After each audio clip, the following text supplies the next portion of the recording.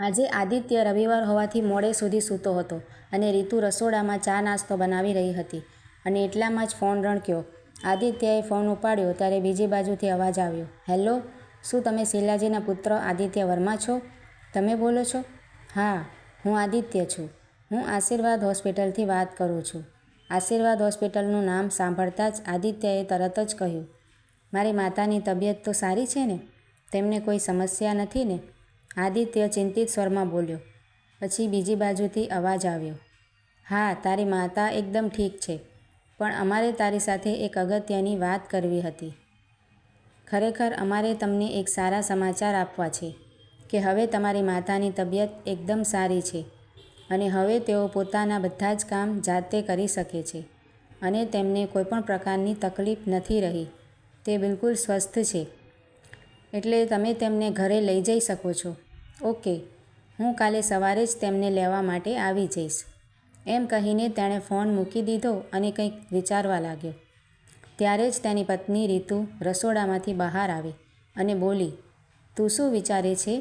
કોનો ફોન હતો?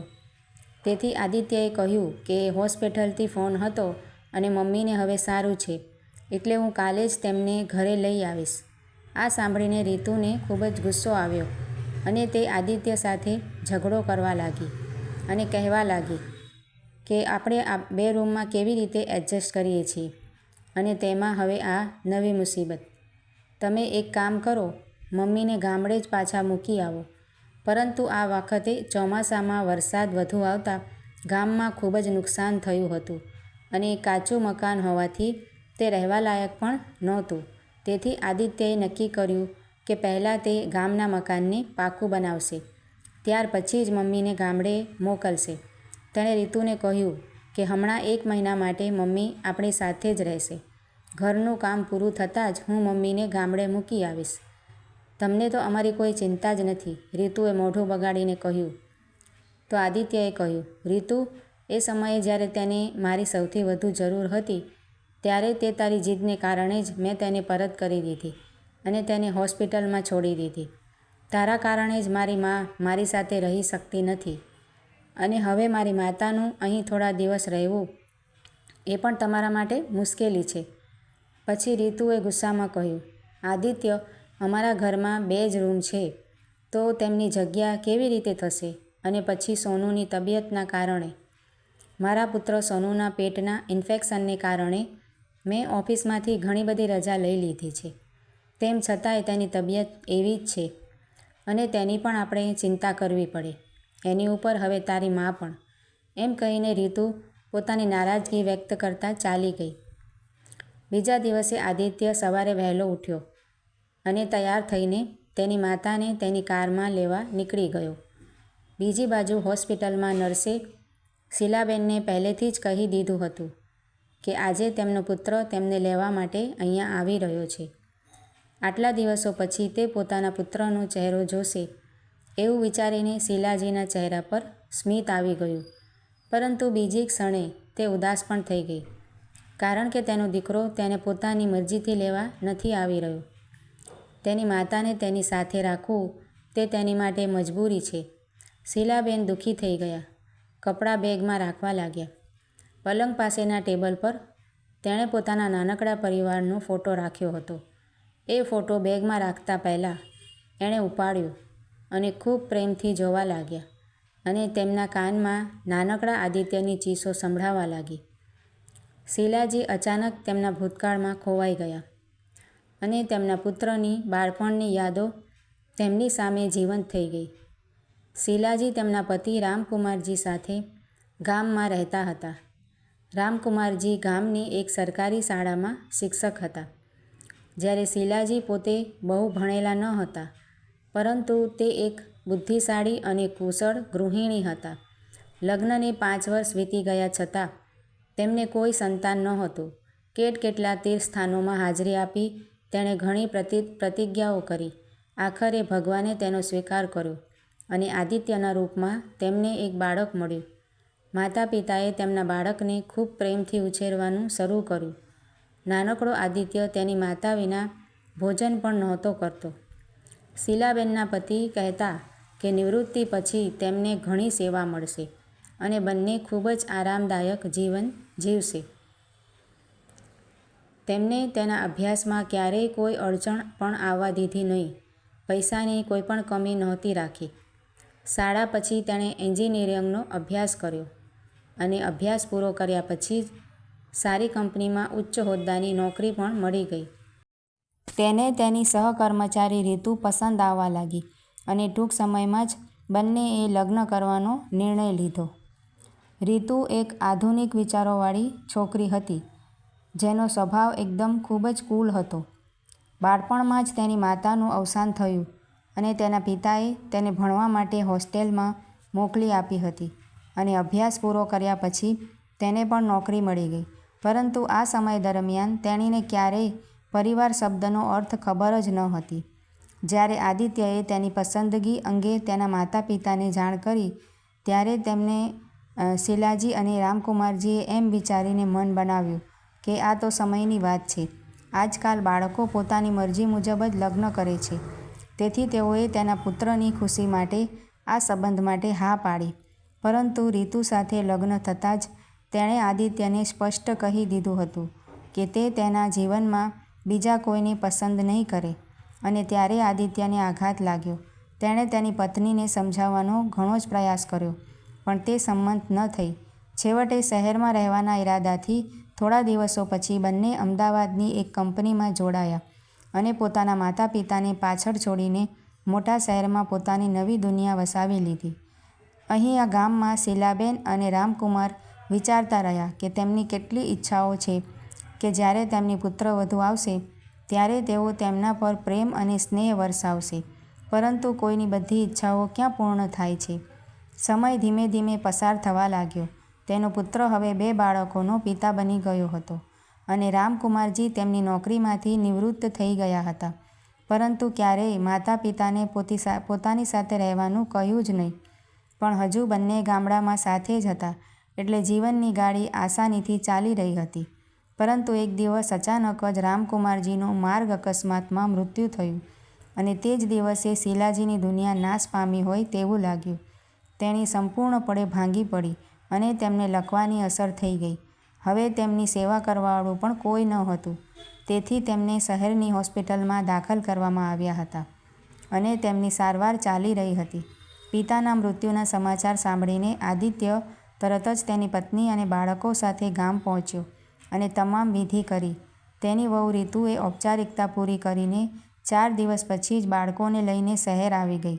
જ્યારે આદિત્ય 15 દિવસ રોકાઈને બધી ક્રિયાઓ પૂરી કરી અને પછી અમદાવાદ પરત ફર્યો. હવે તેને તેની માતાની બહુ જ ચિંતા થતી હતી, પરંતુ હોસ્પિટલમાં તેની સારી સંભાળ લેવામાં આવી રહી હતી.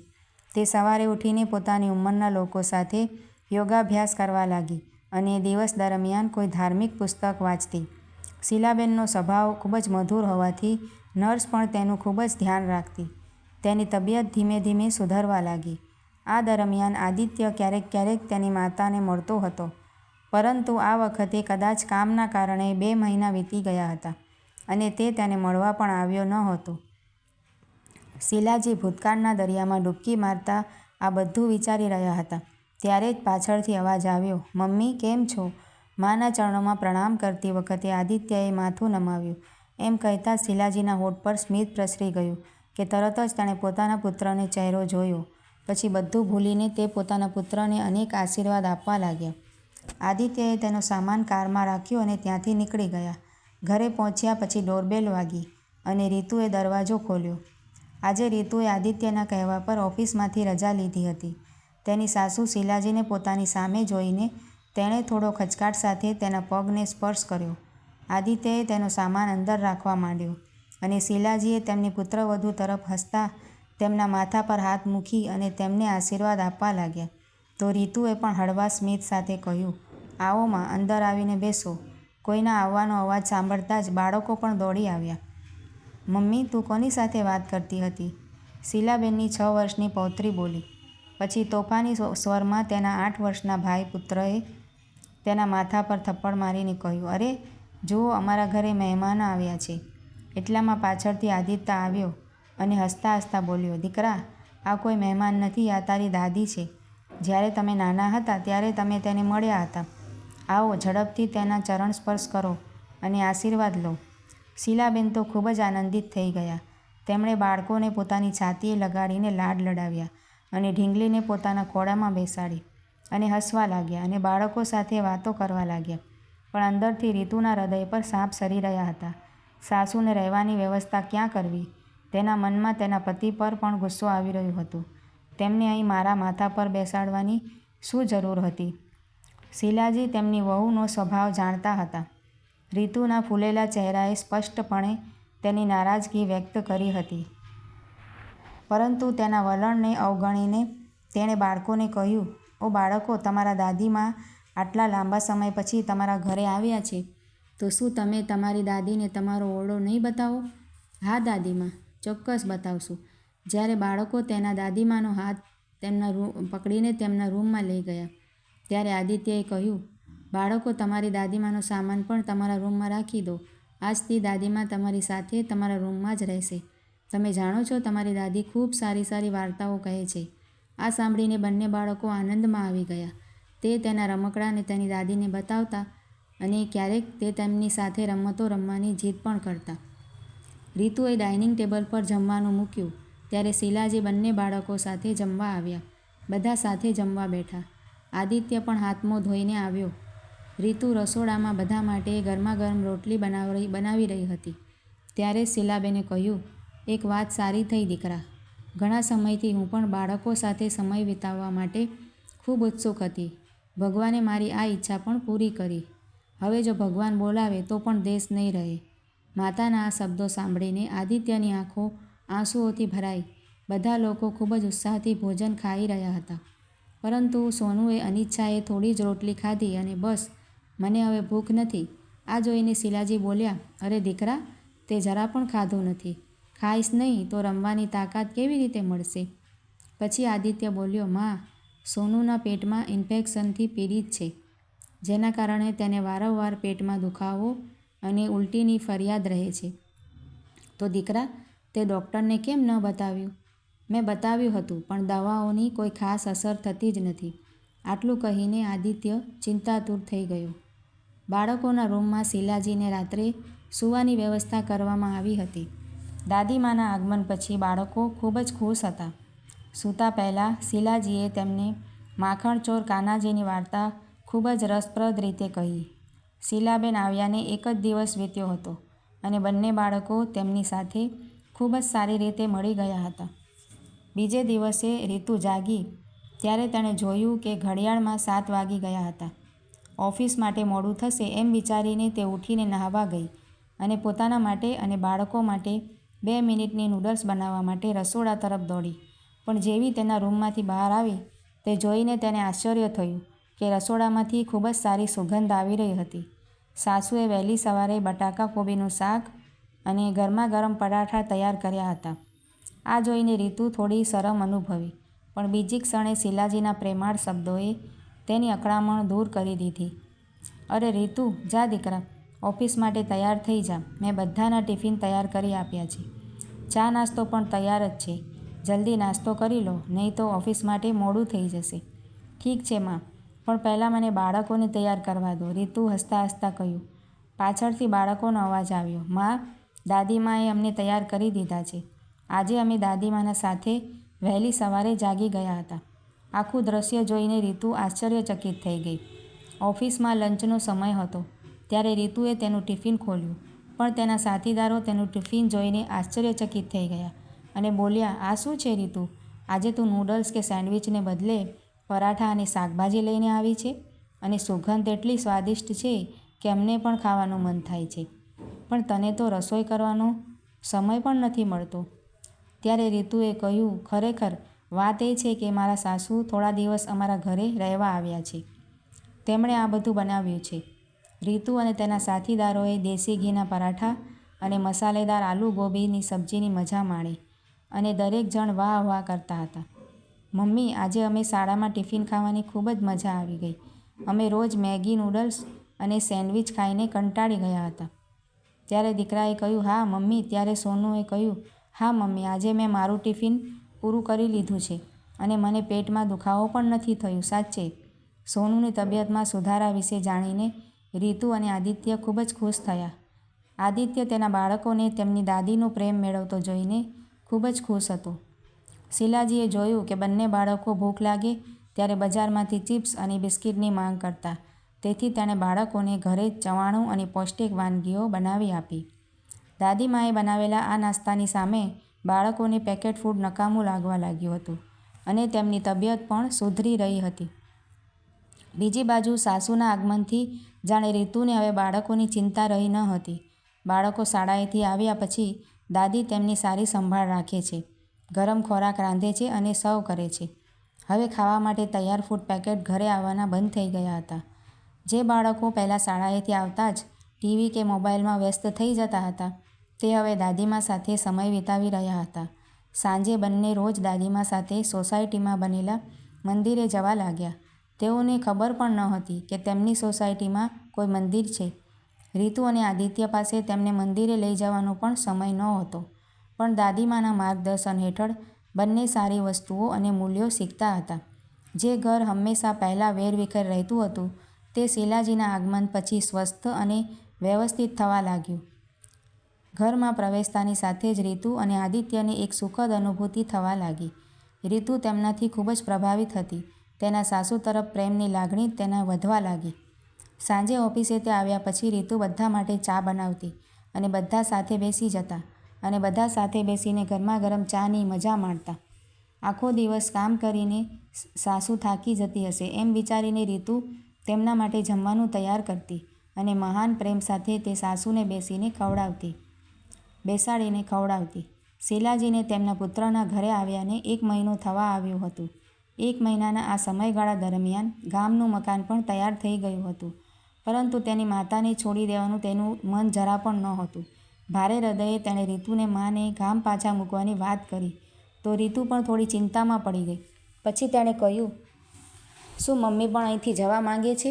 તો આદિત્યએ કહ્યું, ના, તેમણે કંઈ આવું કહ્યું નથી, પણ હું મમ્મીને પાછી મૂકી આવીશ. આ સાંભળીને રીતુ પહોળી આંખો કરીને આદિત્ય તરફ જોવા લાગી, પણ હવે આદિત્યને કંઈ ન બોલવાનું જ સારું લાગ્યું અને શાંતિથી સૂઈ ગયો.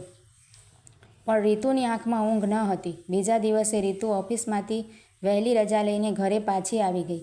આજે તેની તબિયત સારી નહોતી લાગતી. તે પોતાના રૂમમાં જઈને સૂઈ ગઈ. તેને તકલીફમાં જોઈને શીલાબેન તેના રૂમમાં આવ્યા.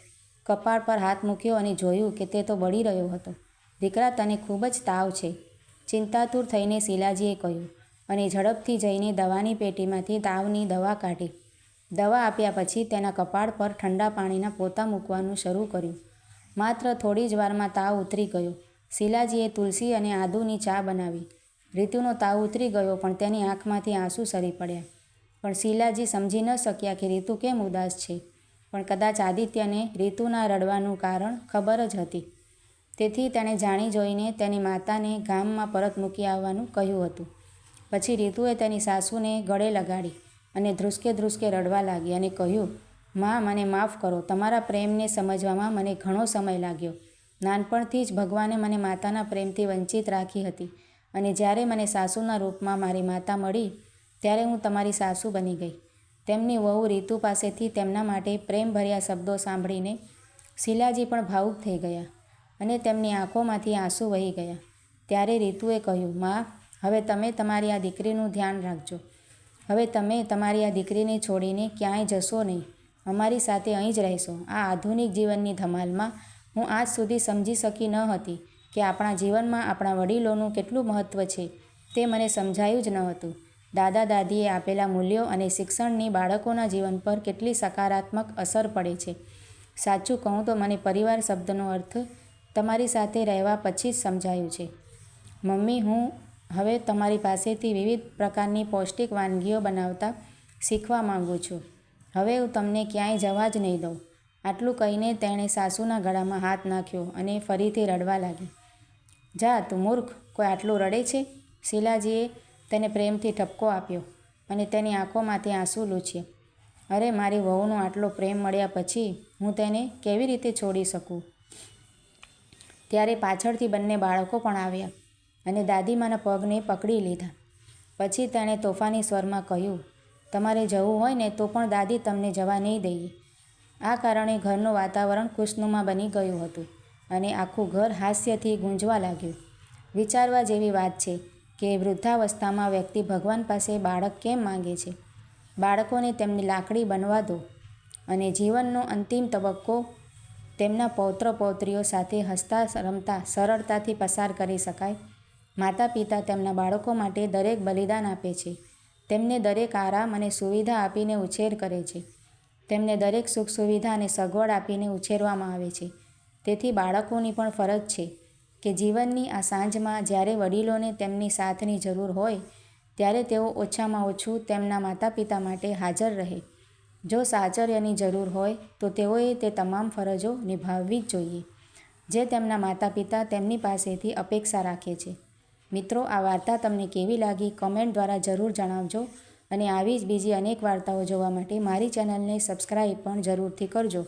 વિડીયો જોવા માટે તમારા બધાનો ખૂબ ખૂબ આભાર માનું છું.